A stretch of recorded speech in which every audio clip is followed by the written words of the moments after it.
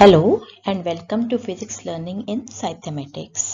मैं निशी गुप्ता और आज का हमारा टॉपिक है एप्लीकेशंस ऑफ गॉस लॉ। तो लास्ट टर्न पे हमने पढ़ा था कि गॉस लॉ क्या होता है, उसको एक बार रिवाइज कर लेते हैं। क्या होता है गॉस लॉ?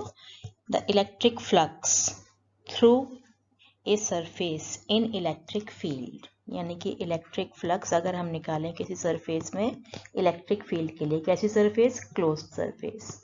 कैसे निकालेंगे? E dot D S is equal to 1 upon epsilon not times the charge enclosed by the surface. ये गॉस लॉ पढ़ा था हमने, इसके कुछ न्यूमेरिकल्स भी सॉल्व किए थे।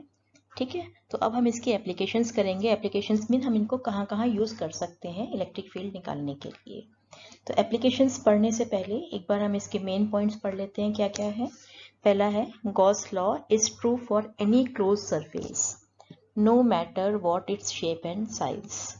सरफेस का शेप कुछ भी हो सकता है, कि रेगुलर हो सकता है, इरेगुलर हो सकता है, साइज भी कुछ भी हो सकता है, होनी क्या चाहिए? बस क्लोज सरफेस। तो हर क्लोज सरफेस पे गॉस लॉ एप्लीकेबल है। दूसरा, the term Q on the right side of the Gauss law includes the sum of all charges enclosed by the surface। ये जो टर्म राइट साइड में Q आ रही है, इसमें क्या है? सारे charges enclosed by the surface। जितने भी चार्जेस हैं इसमें सरफेस के अंदर, हमने कोई भी सरफेस ली है उसके अंदर जितने भी चार्जेस हैं वो सारे ही इसमें enclosed होते हैं। ठीक है, द चार्जेस में be located anywhere inside the surface. Surface के अंदर कहीं भी हैं, चाहे वो इस पॉइंट पे हैं, चाहे सेंटर पे हैं, कहीं भी हैं, वो सारे चार्जेस हमको लेने होते हैं। थर्ड क्या है? In the situation when the surface is so chosen that there are some charges inside and some outside. मान लो कुछ चार्जेस सरफेस के अंदर हैं और कुछ जो है बाहर भी हैं। यहाँ पर जो है Q4 Q5 बाहर भी हैं, कुछ सरफेस चार्जेस अंदर हैं और कुछ बाहर हैं। तो उस केस में क्या होता है? The electric field whose flux appears on the left hand side of the equation is due to all the charges। ये जो इलेक्ट्रिक फील्ड है ये सभी चार्जेस के कारण है, जो अंदर है उनके कारण भी और जो बाहर है उनके कारण भी। But the term Q on the right side however represents only the total charge inside the surface. ये जो Q टर्म है इसमें सिर्फ हम इनसाइड चार्जेस को इंक्लूड करते हैं, जबकि E जो है वो इनसाइड चार्जेस के कारण भी है और आउटसाइड चार्जेस के कारण भी है। ठीक, the next, the surface that we choose for the application of Gauss law is called Gaussian surface. जो भी हम सरफेस चूज करते हैं वो किसी भी शेप की ले सकते हैं, उसको क्या बोलते हैं? Gaussian surface. कैसी भी सरफेस ले सकते हैं, किसी भी शेप की ले सकते हैं, किसी भी साइज की ले सकते हैं, पर ध्यान क्या रखना है? Not take care not to let the Gaussian surface pass through any discrete charge. This is because electric field due to a system of discrete charge is not well defined at the location of any charge। जो हमारी surface है वो point charge से, अगर मान लीजिए यहाँ पे एक पॉइंट चार्ज रखा हुआ है तो सरफेस उस चार्ज से पास नहीं होनी चाहिए। क्यों? हमने पॉइंट चार्ज की इलेक्ट्रिक फील्ड निकाली थी। कितनी होती है पॉइंट चार्ज की electric field? Electric field is equal to 1/4 pi epsilon not Q/r²।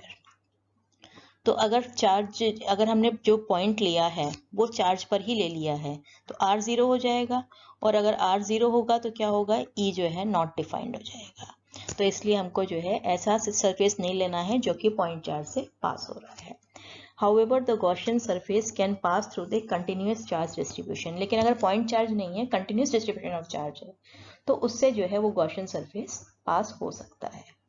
अब ये कंटिन्यूस डिस्चार्ज डिस्ट्रीब्यूशन क्या होता है और ये कितने तरह का होता है, इसके बारे में पढ़ लेते हैं। उसके बाद हम गॉस लॉ को अप्लाई करके कुछ सिचुएशंस में इलेक्ट्रिक फील्ड निकालेंगे।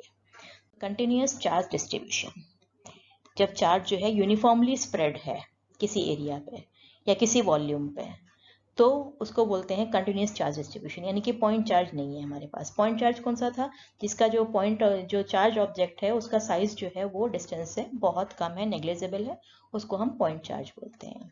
तो कंटिन्यूस चार्ज डिस्ट्रीब्यूशन कितने तरह का हो सकता है? पहला ये है linear charge distribution. Linear charge distribution में क्या होता है? ये एक वायर है और इस वायर के ऊपर जो चार्ज है, चाहे वो पॉजिटिव है या नेगेटिव है, वो यूनिफॉर्मली डिस्ट्रीब्यूटेड है। कैसा वायर है? Infinitely long wire. तो उस केस में हम इस वायर का टोटल चार्ज तो हम डिफाइन नहीं कर सकते हैं कि कितना होगा, लेकिन उसके लिए हम एक टर्म डिफाइन करते हैं जिसको बोलते हैं लीनियर चार्ज डेंसिटी। और क्या होती है वो term? That term linear charge density is equal to charge per unit length, कि यूनिट लेंथ पे कितना चार्ज है, that is called linear charge density. मान लीजिए हमने छोटा सा एलिमेंट लिया है, ये इसकी लेंथ डेल्टा एल है और इस पे चार्ज कितना है? Delta Q. तो लीनियर चार्ज डेंसिटी कितनी होगी? Delta Q upon delta L, that is charge per unit length. Unit क्या होगी इसकी अगर हम निकालें तो? चार्ज के लिए कूलम और लेंथ के लिए मीटर, तो कूलम पर मीटर। दूसरा होता है सरफेस चार्ज। अब लाइन की बजाय हमारे पास एक सरफेस है और इस सरफेस पे, पूरे सरफेस पे यूनिफॉर्म डिस्ट्रीब्यूशन ऑफ चार्ज है। तो इस केस में हम डिफाइन करते हैं सरफेस चार्ज डेंसिटी। कैसे डिफाइन करते हैं? हमने एक छोटी सी सरफेस ले ली, इसका एरिया कितना है? डेल्टा एस, और इस पे चार्ज कितना है? Delta Q. तो सरफेस चार्ज डेंसिटी क्या होगी? That is equal to charge divided by area, यानी कि charge per unit area, that is called surface charge density. इसकी एसआई यूनिट क्या होगी? कूलम पर एरिया की यूनिट होती है मीटर स्क्वायर। तीसरा केस, अगर हमारे पास एक सॉलिड है 3 डायमेंशनल, जैसे कि स्फीयर है, सिलेंडर है, और उसमें जो है पूरे में यूनिफॉर्मली डिस्ट्रीब्यूटेड है चार्ज, कंटिन्यूस डिस्ट्रीब्यूशन है, तो उस केस में हम डिफाइन करते हैं वॉल्यूम चार्ज डेंसिटी। और इसको कैसे डिफाइन करेंगे? Charge upon volume. अगर हमने ये वॉल्यूम लिया है, कितना है ये? डेल्टा वी, और इसके ऊपर चार्ज कितना है? Delta Q. तो वॉल्यूम चार्ज डेंसिटी कितनी हो गई? Delta Q upon delta we. तो हम 3 तरह से डिफाइन कर सकते हैं। सरफेस चार्ज डेंसिटी, जिसको हम बोलते हैं lambda, that is charge per unit length. Then linear charge density. Surface charge density, जिसको रिप्रेजेंट करते हैं सिग्मा से, that is charge per unit area. और तीसरी वॉल्यूम चार्ज डेंसिटी, जिसको हम रो से रिप्रेजेंट करते हैं, that is charge per unit volume. ठीक है, तो ये 3 तरह की चार्ज डेंसिटी हम जहां जैसी जरूरत हो वहां पर यूज कर सकते हैं।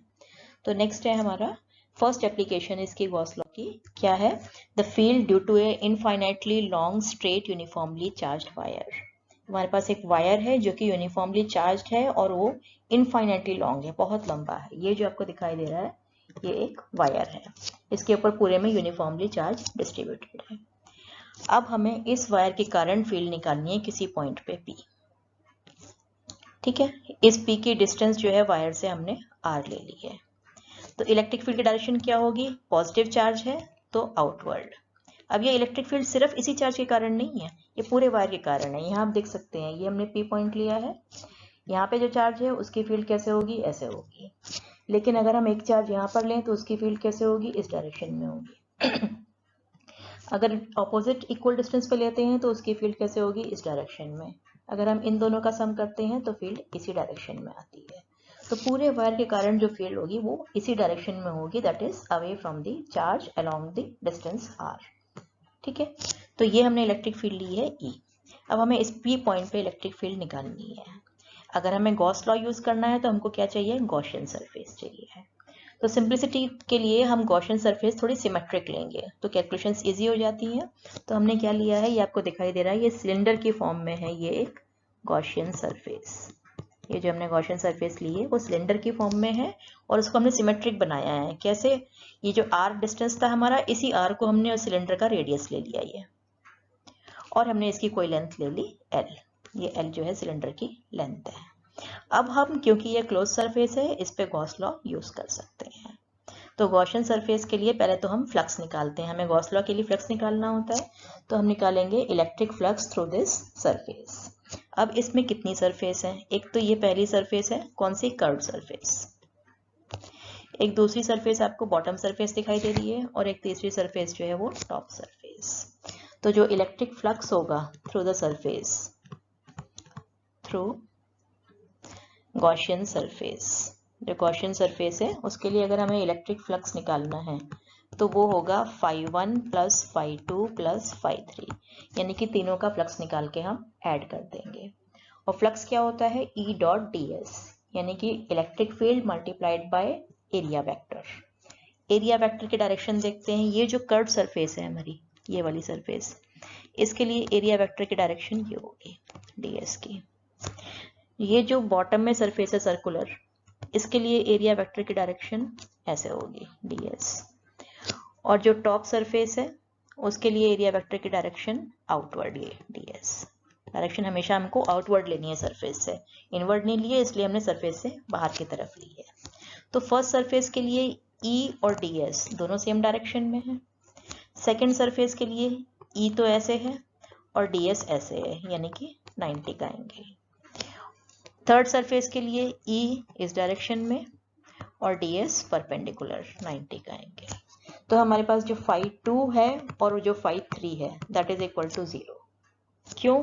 Because E perpendicular to ds, इनके लिए जो है E ds के परपेंडिकुलर है and therefore theta is 90 degree.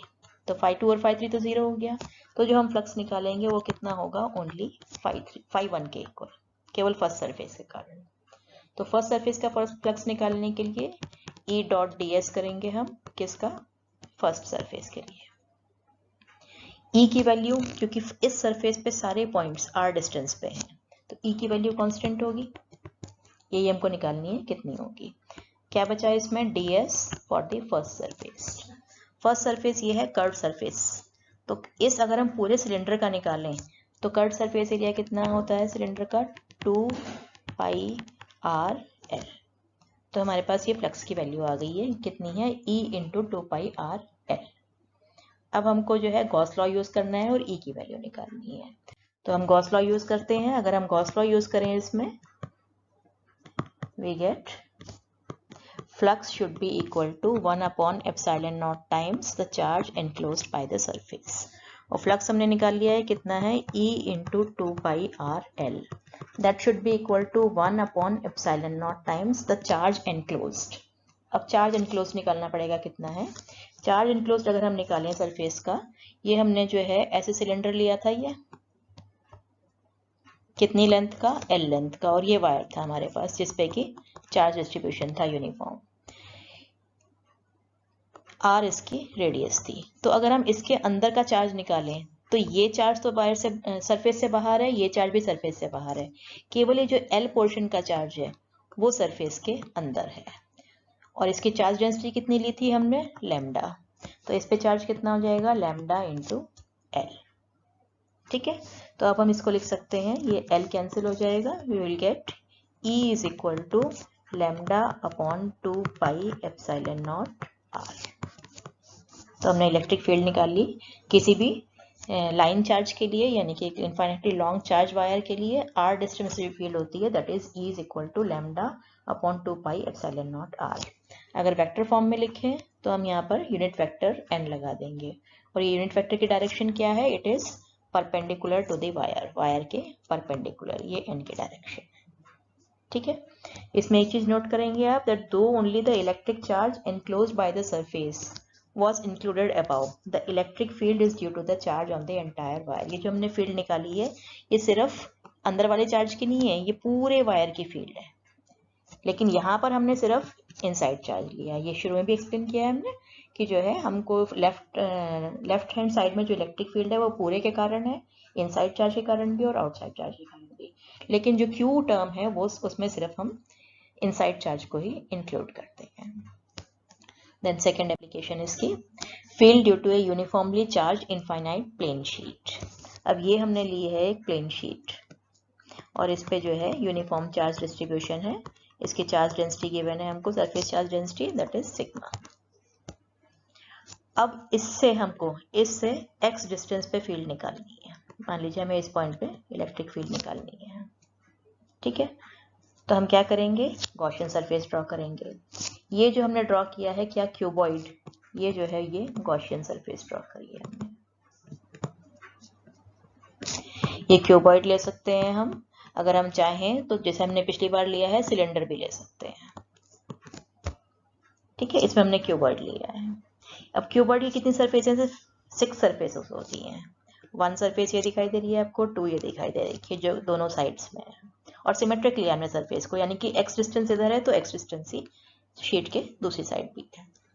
अब इसके अलावा 3 front surface, 4 back surface, 5 top surface और 6 जो है वो बॉटम सरफेस। ई की डायरेक्शन क्या होगी, क्योंकि ये शीट है वायर, पॉजिटिव वायर लिया है हमने, तो ई की डायरेक्शन या तो इस साइड होगी, अगर हम इधर राइट हैंड साइड में देखें और लेफ्ट हैंड साइड में देखें तो ई की डायरेक्शन ये होगी। तो ये जो 4 सरफेस हैं 3, 4, 5 एंड 6, यानी कि टॉप, बॉटम, फ्रंट और बैक, इन सब के लिए इलेक्ट्रिक फील्ड जो है और एरिया वेक्टर वो कैसा है, परपेंडिकुलर। अगर हम टॉप सरफेस का देखें तो एरिया वेक्टर ऐसे है, बॉटम सरफेस का देखें तो डाउनवर्ड डायरेक्शन में, फ्रंट का देखेंगे तो perpendicular outside from the plane of the paper, और बैक सरफेस का देखेंगे तो perpendicular inside from the plane of paper.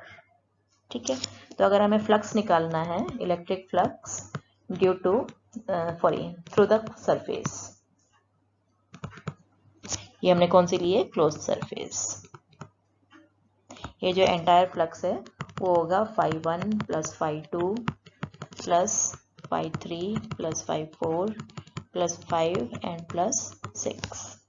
अब इसमें जो है 3 का, 4, 5 और 6, ये 4 की वैल्यू 0 हो गई। क्यों? क्योंकि इनके लिए E is perpendicular to DS and therefore theta is 90 degree. तो इन चारों का तो 0 हो गया, 1, 2, 3 एंड 4। तो जो नेट फ्लक्स बचा हमारे पास, that is only due to first one and second one. ठीक है, फर्स्ट सरफेस ये वाली सरफेस, इसका एरिया वेक्टर क्योंकि इस डायरेक्शन में है, दोनों सेम डायरेक्शन में है, तो इसका कितना हो जाएगा, that is E dot DS for first surface, then E dot DS for second surface. ये सेकेंड सरफेस है, इसका एरिया वेक्टर इस डायरेक्शन में है। E इस सरफेस पे जितने भी पॉइंट्स हैं फर्स्ट सरफेस पे वो सारे सेम डिस्टेंस पे है। कितने डिस्टेंस पे, एक डिस्टेंस पे है, तो E की वैल्यू कांस्टेंट होगी और इंटीग्रेशन किसका करना है हमको, सिर्फ DS का। देन इसके लिए भी E की वैल्यू कांस्टेंट सेकेंड सरफेस के लिए, और DS मीन्स ये एरिया, ये जो हमने ये लिया है यहाँ पे जो रेक्टेंगल बन रहा है इसका एरिया, और ये एरिया दोनों इक्वल हैं। ठीक है, अगर हम इस एरिया को, ये जो हमने एरिया लिया है इसका एरिया भी A ले लें और इसका एरिया भी A ले लें, तो हम इसको लिख सकते हैं EA plus EA that is equal to 2EA। तो हमने फ्लक्स निकाल लिया, फ्लक्स इस पूरे सरफेस का कितना हो गया, 2EA। ठीक है, अब जो है हम इसमें गॉस लॉ यूज करेंगे। गॉस लॉ यूज करेंगे तो गॉस लॉ के अकॉर्डिंग फ्लक्स कितना होना चाहिए, that should be equal to 1/ε0 times the charge enclosed by the surface. और फ्लक्स हमने कितना निकाला है, 2EA, that should be equal to 1/ε0 times the charge enclosed by the surface. हमने ऐसे प्लेन शीट ली है ये, और यहाँ पर हमने जो है वो गॉसियन सरफेस ड्रॉ करी थी ऐसे। ठीक है, तो ये जो एरिया है इसका एरिया भी A था, इसका एरिया भी A था, तो ये जो एरिया इसके इनक्लोज्ड है सरफेस में, वो एरिया इस शीट का, ये शीट है हमारे पास, शीट में से ये जो A एरिया है सिर्फ यही इनक्लोज्ड है, बाकी सारा चार्ज जो है वो इसके बाहर आ रहा है। तो ये जो चार्ज लेंगे हम सिर्फ इतने एरिया का लेंगे, और हमने डिफाइन की थी charge density is equal to charge upon surface area. तो चार्ज कितना हो जाएगा, charge density into surface area, यानी कि सिग्मा इंटू ए, क्योंकि इसका एरिया ए है। ए कैंसिल हो जाएगा, we will get E is equal to sigma upon 2ε0। ये जो है इलेक्ट्रिक फील्ड किसी प्लेन शीट के कारण कितनी होती है, सिग्मा अपॉन 2ε0। इसमें क्या देख रहे हैं आप, ये सिग्मा और ε0, हमने डिस्टेंस इसका x लिया था, लेकिन ये डिस्टेंस पे डिपेंड नहीं करती है, E is independent of x। ठीक है, डायरेक्शन क्या होगी इसकी, अगर हम ये पॉजिटिव चार्ज लेंगे तो डायरेक्शन जो है वो शीट के आउटवर्ड डायरेक्शन में होगी, और अगर हम यहाँ पे नेगेटिव चार्ज लेंगे तो वो दोनों शीट के टुवर्ड्स होगी। तो हम इसको वेक्टर फॉर्म में लिखेंगे, E is equal to sigma upon 2ε0 vector n। Vector n क्या है, ये यूनिट वेक्टर, अगर पॉजिटिव है तो away from the sheet, negative charge है तो टुवर्ड्स द शीट। ठीक है, अब इस पर हम दो न्यूमेरिकल्स हो गए हैं, एक दो न्यूमेरिकल्स कर लेते हैं, हमने दो एप्लीकेशंस की है, दोनों पे बेस टिकट न्यूमेरिकल कर लेते हैं। ये पहले वाला है, An infinite line charge produces a field of 9 × 10⁴ Newton Coulomb per Coulomb at a distance of 2 cm. पहले गिवन क्वांटिटीज लिख देते हैं. E गिवन है हमको कितना है 9 × 10⁴ Newton per Coulomb. Distance given है कितना है 2 सेंटीमीटर. मीटर में कन्वर्ट कर लेंगे 10⁻⁻2 मीटर. निकालना क्या है हमको लीनियर चार्ज डेंसिटी निकालनी है. तो हमने जो लीनियर चार्ज वाला डिराइव किया था फॉर्मूला वो लिख लेंगे. E = λ/2πε0 r, या इसको हम लिख सकते हैं 1/4πε0 2 λ/r. ये हमने इसमें क्यों कन्वर्ट कर दिया, 2 से हमने न्यूमरेटर और डिनोमिनेटर दोनों को मल्टीप्लाई कर दिया. क्यों? क्योंकि हमें इसकी वैल्यू पता है. ठीक है, तो E जो है वो कितना आ जाएगा. E = इसकी वैल्यू रख देंगे 9 × 10⁹ × 2 λ/r. और E की वैल्यू हमको गिवन है 9 × 10⁴ = 9 × 10⁹ × 2 λ, और R की वैल्यू गिवन है 2 × 10⁻². ये 2 कैंसिल हो जाएगा तो लैम्डा कितना आ जाएगा हमारे पास 9 × 10⁴ × 10⁻² डिवाइडेड बाय 9 × 10⁹. 9 भी कैंसिल हो जाएगा तो लैम्डा कितना बचा हमारे पास 10⁻⁷. लीनियर चार्ज डेंसिटी है तो यूनिट क्या होगी कूलम पर मीटर या कूलम मीटर इनवर्स. तो ये हमारे पास लैम्डा की वैल्यू आ गई. सेकेंड क्वेश्चन करते हैं शीट से related. 2 large thin metal plates are parallel and close to each other. ये हमने एक प्लेट यहाँ ली है और एक प्लेट यहाँ ली है. दो हमारे पास प्लेट्स हैं, नंबर 1 प्लेट और number 2 plate. On their inner surfaces, the plates have surface charge densities of opposite sign and magnitude 17 × 10⁻². यानी कि एक पे अगर प्लस चार्ज है इस वाली पे तो दूसरी पे जो है वो माइनस चार्ज डिस्ट्रीब्यूटेड है. इसकी चार्ज डेंसिटी प्लस सिग्मा है तो इसकी चार्ज डेंसिटी माइनस सिग्मा है. कौन सी डेंसिटी? Surface charge density. और इसकी वैल्यू गिवन है हमको 17 × 10⁻22 कूलम पर metre square. What is E? A part है in the outer region of the first plate. यहां पर हमको E की वैल्यू निकालनी है. ए पार्ट यहाँ पे करते हैं इसको, हमको यहाँ पे E की वैल्यू निकालनी है. तो हम क्या करेंगे दोनों प्लेट से E की वैल्यू निकाल के ऐड कर देंगे. तो जो E की वैल्यू फर्स्ट इस पॉइंट पे है वो कितनी होगी EA यानी E1 यानी कि फर्स्ट प्लेट से कितनी फील्ड है प्लस E2. दोनों को हमें ऐड करना है. अब इस पॉइंट पे अगर हम फर्स्ट प्लेट के कारण निकालें कि कितनी इलेक्ट्रिक फील्ड की वैल्यू होगी तो कितनी होगी E = σ/2ε0. डायरेक्शन क्या होगी इसकी अवे फ्रॉम द प्लेट. तो ये E1 इस डायरेक्शन में हो गई है. अगर हम E2 देखते हैं तो ये नेगेटिव प्लेट है. ये डिस्टेंस मैटर नहीं करती है. हमने देखा भी इस फॉर्मूले में डिस्टेंस नहीं आ रही है. तो इस प्लेट के कारण जो यहाँ पर फील्ड होगी उसकी डायरेक्शन क्या होगी इस डायरेक्शन में होगी. E2 जो है वो इस डायरेक्शन में होगी. वैल्यू इतनी होगी σ/2ε0. तो ये E1 और E2 क्या है equal and opposite. That is equal to 0. क्यों? Because E1 and E2 are equal and opposite. B part है. B पार्ट में क्या करना है हमको in the outer region of the second plate, यानी कि यहाँ पर लिया है हमने इस सेकेंड प्लेट से इस साइड में. तो अगर हम फर्स्ट की फील्ड निकालेंगे तो वो इस डायरेक्शन में होगी E1. सेकेंड नेगेटिव चार्ज है उसकी फील्ड निकालेंगे तो वो चार्ज की तरफ होगी. तो इसमें भी सेम केस है यही. तो जो B पॉइंट पे फील्ड है वो भी E1 + E2 और दोनों फील्ड्स जो हैं वो इक्वल एंड ऑपोजिट हैं. देयरफॉर बिकॉज E1 = -E2 ये दोनों इक्वल एंड ऑपोजिट है इसलिए इसकी वैल्यू भी 0 हो जाएगी. यहाँ भी फील्ड 0 है और यहाँ भी B पॉइंट पे भी फील्ड 0 है. सी पार्ट है इसका बिटवीन द प्लेट्स. अगर हमने ये 4 पॉइंट यहाँ पर लिया है C पॉइंट, इस पे हमको फील्ड निकालनी है यानी कि C पॉइंट पे. तो हम दोनों की फील्ड निकाल के ऐड करेंगे. अगर हम E1 निकालें यानी कि फर्स्ट चार्ज के कारण तो वो इस डायरेक्शन में होगी आउटवर्ड फ्रॉम द प्लेट.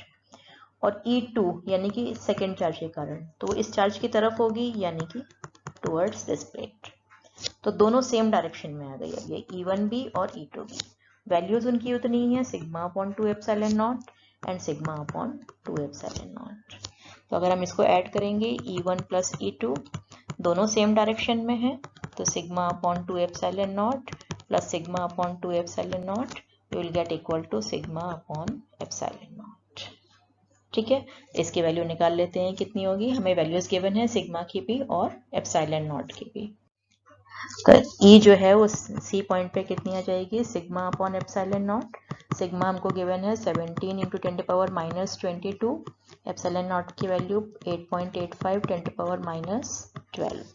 तो इसको सॉल्व कर देंगे तो 1.9 इंटू 10 पावर माइनस 10 और इलेक्ट्रिक फील्ड है न्यूटन पर कूलम।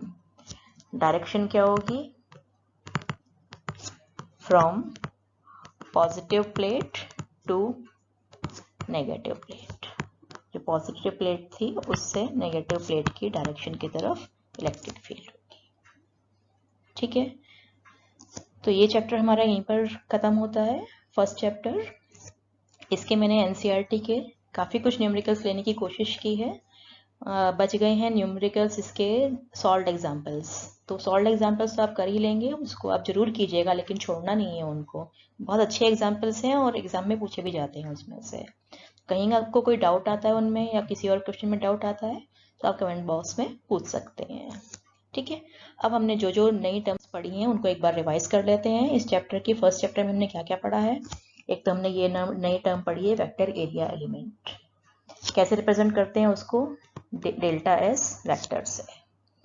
क्योंकि एरिया है तो यूनिट क्या होगी, मीटर स्क्वायर। डायमेंशन निकाल सकते हैं एल स्क्वायर। कैसे लिखते हैं, delta S is equal to, ये मैग्नीट्यूड है और ये इसका डायरेक्शन है। और ये डायरेक्शन हमेशा कैसे लेते हैं, आउटवर्ड फ्रॉम द सरफेस। दूसरी हमने फिर पढ़ी है इलेक्ट्रिक फील्ड। इसकी हमने डेफिनेशन लिखी थी, कैसे डिफाइन किया था, force acting on unit charge placed at A point. ये भी एक वेक्टर क्वांटिटी है। इसकी यूनिट, ये वाली यूनिट तो हमने अभी नहीं पढ़ी है, अभी हमने जो यूनिट पढ़ी है वो कौन सी पढ़ी है, न्यूटन पर कूलम। ये सेकंड चैप्टर में आएगी यूनिट ये। ठीक है, डायमेंशंस निकाल सकते हैं इसकी। देन थर्ड है इलेक्ट्रिक फ्लक्स। इलेक्ट्रिक फ्लक्स को कैसे डिफाइन किया था, electric field into projection of area perpendicular to the field, या इलेक्ट्रिक फील्ड और एरिया वेक्टर का डॉट प्रोडक्ट। ये क्या है, ये स्केलर है, यहाँ पर हमको वेक्टर नहीं लगाना है, दिस इज स्केलर क्वांटिटी। इसकी यूनिट, ये वाली यूनिट हम बाद में पढ़ेंगे सेकंड चैप्टर में। अभी हम इसकी यूनिट इससे ही निकालेंगे, यानी कि इसको हम एरिया से मल्टीप्लाई कर देंगे तो newton coulomb inverse metre square. केवल इलेक्ट्रिक फील्ड में हमको एरिया मल्टीप्लाई कर देना है। ठीक है, कैसे लिखते हैं इसको, delta phi is equal to E dot D S. Dipole moment पढ़ा है हमने, उसको हम किसे रिप्रेजेंट करते हैं, वेक्टर पी से।